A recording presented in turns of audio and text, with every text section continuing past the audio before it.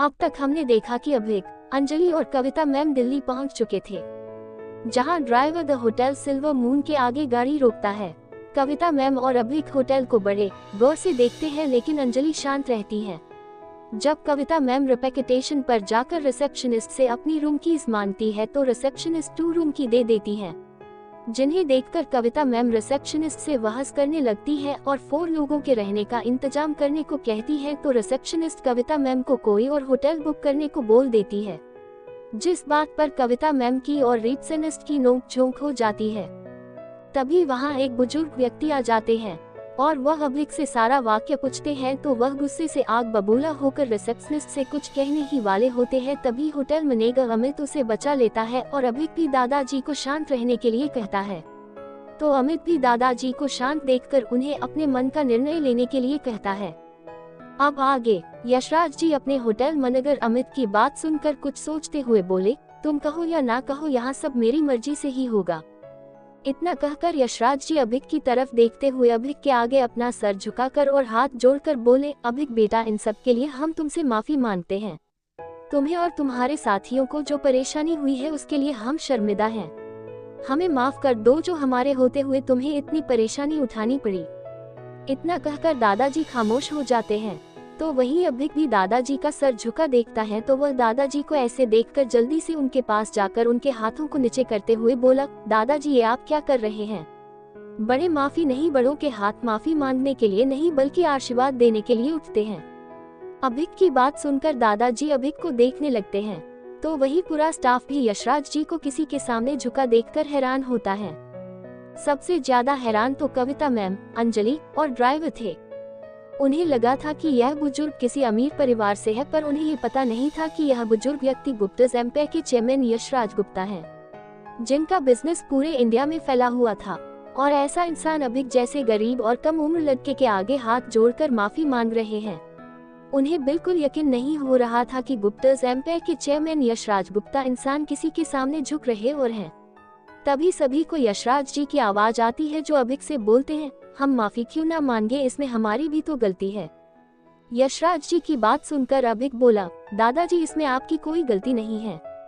अभिक की बात कर यशराज जी के चेहरे पर कठोर भाव आ जाते हैं और वह अचानक ही रिसेप्शनिस्ट की तरफ देखते हुए खतरनाक आवाज में बोले, हमें पता है गलती किसकी है और हम ये भी जानते हैं कि उसे क्या सजा देनी है, लेकिन उससे पहले हम तुम्हारे रहने का इंतजाम करा देते हैं। इतना कहकर यशराज जी होटल मैनेजर की तरफ देखते हुए बोले, अमित तुम इन्हें सबको अलग अलग रूम्स प्रोवाइड करा दो और इनके रूम्स अपग्रेड करा दो और मुझे कोई शिकायत का मौका नहीं चाहिए। अभिक को हमारे वाले रूम्स में पहुंचाओ और इनकी सामान लेकर जाओ।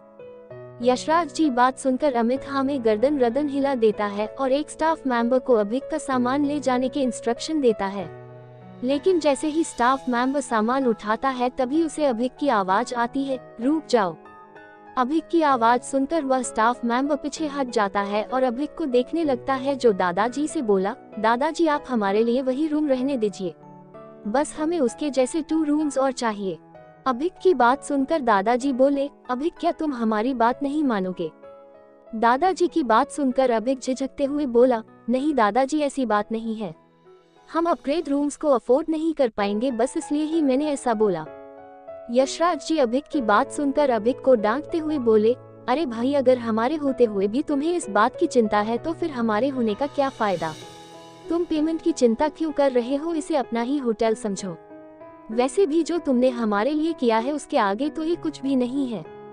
तभी दादाजी की बात सुनकर आगे कुछ बोलने ही वाला था कि तभी दादाजी अभिक को चुप कराते हुए बोले, बस अब तुम इससे आगे कुछ नहीं बोलोगे, अब हम तुम्हारी एक बात भी नहीं सुनने वाले इस बारे में, बस यही बात खत्म। दादाजी की बात सुनकर अभिक चुप ही रह जाता है और आगे कुछ नहीं कह पाता। तभी वह देखता है कि दादाजी के चेहरे के भाव कठोर हो गए थे और वह गुस्से में रिसेप्शनिस्ट को ही देख रहे थे। तभी यशराज जी अमित की तरफ देखते हुए बोले, अमित अपनी बहन से कह दो कि वह निकल जाए यहाँ से और कभी भी इस होटल की तरफ मुड़कर ना देखे। यशराज जी की बात सुनकर अमित और पूरे स्टाफ के साथ साथ बाकी सभी भी यशराज जी को देखने लगते हैं। रिसेप्शनिस्ट तो यशराज जी की बात सुनकर किसी पत्थर की मूर्त की तरह खड़ी रह गई थी। यशराज जी अमित को कुछ ना बोलते हुए देखकर खुद से बोले, अमित तुम क्या चाहते हो? अपनी बहन के साथ साथ तुम्हें भी इस होटल से जाना है। अगर जाना है तो जा सकते हो, एग्जिट दूर उधर है। यशराज जी यह सब बोलते हुए काफी गुस्से में लग रहे थे और वह में गेट की तरफ इशारा कर रहे थे।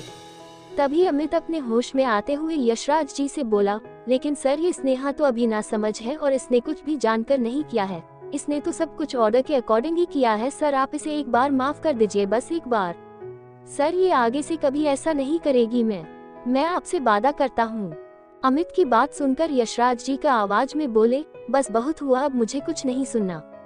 इस किसे कहो कि ये अभी के अभी यहाँ से निकल जाए।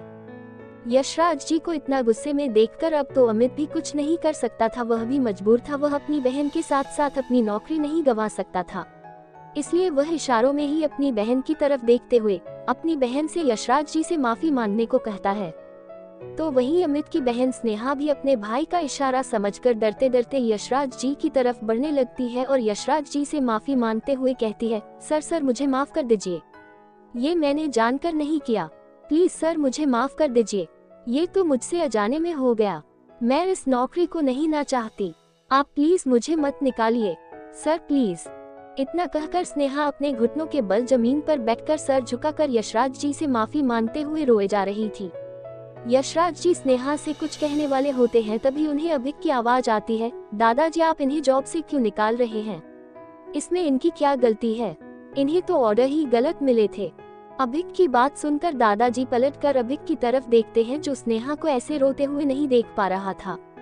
यशराज जी यह जानते थे कि अभिक एक साफ और अच्छे दिल का था, जो किसी को दुख या परेशानी में नहीं देख सकता था, लिए ही वह स्नेहा की साइड ले रहा था। अमित और स्नेहा भी अभिक की बात सुनते हैं तो उन्हें आशा की एक किरण नजर आती है, इसलिए उनके चेहरे पर एक कुछ खुशी का और आशा का भाव आ जाता है। लेकिन अगले ही सेकंड यशराज जी की बात सुनकर उनके चेहरे पर आए ये भाव भी जल्दी गायब हो जाता है। यशराज जी अभिक को देखते हुए बोले, अभिक मैं जानता हूँ कि तुम एक अच्छे के हो और तुम्हें लोगों को रोते या परेशान होते हुए देखना अच्छा नहीं लगता, लेकिन यहाँ मैं और तुम ये बात अच्छे से जानते हैं कि यहाँ इन लोगों की गलती है। ये काम मैनेजमेंट का होता है। मैनेजमेंट की और रिसेप्शन की जिम्मेदारी होती है कि अपने कस्टमर को इन्फॉर्म करें और उनका कंफर्मेशन लें। यशराज जी एक गहरी सांस लेकर अपनी बात जारी रखते हुए बोले, हमारे लिए कस्टमर भगवान का रूप होते हैं और इन्हें कस्टमर के साथ बात करने की तमीज नहीं है।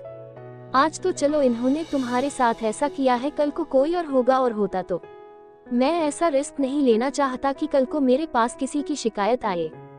यशराज जी की बात सुनकर अभिक यशराज जी से बोला, दादाजी मैं आपकी बात समझ रहा हूँ, लेकिन आप अब की बार इन्हें कोई सजा मत दीजिए। अभिक की बात सुनकर दादाजी मुस्कुराते हुए बोले, अभिक तुम एक बात बताओ, अगर आज हम यहाँ नहीं आते तो क्या होता? या तो तुम्हें कॉम्पिटिशन कर जाना होता या तुम्हारे टीचर को तुम्हें छोड़कर जाना होता। अगर ये भी ना होता तो आप सब कोई और होटल बुक करते, ऐसे में हमारे होटल का क्या इम्प्रेशन पड़ता आप पर? क्या आप कल को यहाँ आना पसंद करते या किसी को यहाँ आने की सलाह देते? और अगर वही इन्होंने आपका अच्छे से वेलकम किया होता या फिर आपको कोई प्रॉब्लम नहीं आती तो शायद आप यहाँ दोबारा आना पसंद करते और कहीं ना कहीं आप सभी हमारे होटल की तारीफ भी करते।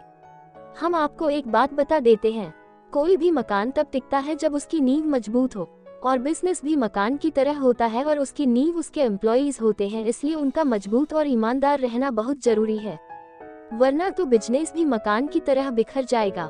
यशराज जी की बात सुनकर अभिक समझ जाता है कि यशराज जी क्या कहना चाहते हैं। अगर उन्होंने आज इन्हें बिना सजा के ही जाने दिया तो यह आगे भी ऐसे ही लापरवाही दिखाएंगे और अपनी गलतियों से कुछ नहीं समझेंगे, इसलिए उन्हें सजा देना जरूरी था। लेकिन अभिक किसी पेट पर लात नहीं मारना चाहता था, इसलिए वही यशराज जी को मनाते हुए बोला, दादाजी मैं आपकी बात समझ गया और अब मैं आपको इन्हें सजा देने से भी नहीं रोकूंगा, बस आप इन्हें नौकरी से मत निकालिए, बाकी आपको जो सजा देनी है वह दूर दीजिए। अभिक की बात कर यशराज जी कुछ सेकंड तक तो अभिक को हो देखते रहते हैं, फिर कुछ देर रुककर कुछ सोचते हुए बोले, चलो ठीक है हम तुम्हारी बात मान लेते हैं, लेकिन सजा तो इन्हें जरूर मिलेगी। यशराज जी की बात सुनकर अमित स्नेहा खुश थे। स्नेहा सजा भुगतने को तैयार थी, लेकिन वह अपनी नौकरी नहीं छोड़ सकती थी। यशराज जी भी अपनी बात पूरी करते हुए बोले, स्नेहा तुम यहाँ जॉब कर सकती हो, लेकिन सजा के तौर पर तुम्हारी 2 महीने की सैलरी काट ली जाएगी। यशराज जी का ये धमाका पूरे स्टाफ पर ही बहुत भारी था। सभी लोग आपस में इस बात पर तरह तरह की बातें कर रहे थे, लेकिन अमित राहत की सांस लेता है और स्नेहा भी थोड़ी मायूस जरूर थी, लेकिन उसे अपनी जॉब ना जाने की खुशी भी थी और ये सब हो पाया था अभिक की वजह से। इसलिए स्नेहा यशराज जी और अभिक को देखते हुए हाथ जोड़कर बोली, थैंक यू सर हम पर इतना बड़ा एहसान करने के लिए। इतना कहकर स्नेहा अभिक को देखते हुए बोली, थैंक यू सर मेरी जॉब बचाने के लिए, और सॉरी जो हमारी वजह से आपको तकलीफ हुई उसके लिए। आई होप आप मुझे माफ कर देंगे। स्नेहा अपनी गलती मान रही थी और यही अभिक के लिए काफी था, इसलिए स्नेहा के माफी मांगने पर अमिक उसे माफ कर देता है। तभी यशराज जी के फोन पर एक कॉल आता है तो वह फोन उठाकर बोले, हाँ बस हम आ ही रहे हैं। इतना बोलकर ही यशराज जी कॉल काट देते हैं। कॉल कट जाने के बाद यशराज जी अभिक के पास आकर बोले, अभिक बेटा अब हमें चलना होगा, आप सभी अमित के साथ चले जाइए, ये आपको आपके रूम्स दिखा देंगे। और हाँ अभिक कल सुबह हम आपसे मिलने आएंगे, तो कल सुबह का ब्रेकफास्ट हमारी तरफ से। वैसे हमारे साथ हमारी गुड़िया रानी भी आएंगी, वह भी आपसे मिलना चाहती हैं। दादाजी की बात सुनकर अभिक मुस्कुरा देता है और दादाजी भी अभिक को मुस्कुराता देखकर बोले, अब आप सभी को आराम की जरूरत होगी, आप सभी सफर से आए हैं तो आप सभी आराम कीजिए, और किसी भी चीज की जरूरत हो तो स्टाफ से बोल दीजिएगा, यह आपकी मदद के लिए ही है। यशराज जी की बात सुनकर अभिक बोला, जी दादाजी आप चिंता मत कीजिए, आप आराम से जाए, नमस्ते दादाजी। इतना कहकर अभिक यशराज जी के पैर छूकर उनसे प्रणाम करता है, तो यशराज जी भी अभिक को आशीर्वाद देकर वहां से ले जाते हैं। अभिक भी यशराज जी को तब एक देखता है कि जब तक वह उसकी आंखों से ओझल नहीं हो गए। यशराज जी के जाते ही अमित अभिक के पास आकर बड़े ही अदब से बोला, सर आइए मैं आपको आपके रूम तक छोड़ देता हूँ।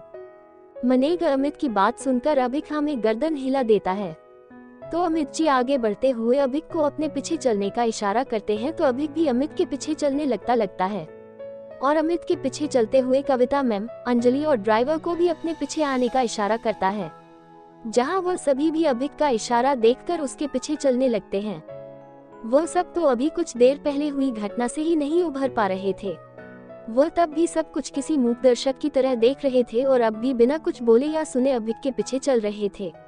उनके दिमाग में ऐसे कई सवाल चल रहे थे, लेकिन वह उनका जवाब अभिक से नहीं पूछ पा रहे थे और चुपचाप ही उसके पीछे चलते जा रहे थे। अब क्या होगा आगे? क्या कविता मैम और अंजलि जान पाएंगे अभिक और दादाजी की इस अनोखी दोस्ती के बारे में? क्या स्नेहा और अमित सच में अपनी गलती से सीखेंगे? कौन है ये गुड़िया रानी और क्यों मिलना चाहती है अभिक से? क्या कविता मैम, अंजलि और ड्राइवर को अपने मन में चल रहे सभी सवालों के जवाब मिल पाएंगे? इन सभी को अपने सवालों के जवाब मिले या ना मिले, लेकिन आपको तो अपने सभी सवालों के जवाब मिलते रहेंगे। तो अपने इन्हीं सभी सवालों के जवाब जानने के लिए देखते रहिए द मिस्टीरियस मैन, सिर्फ आपके अपने YouTube चैनल पर।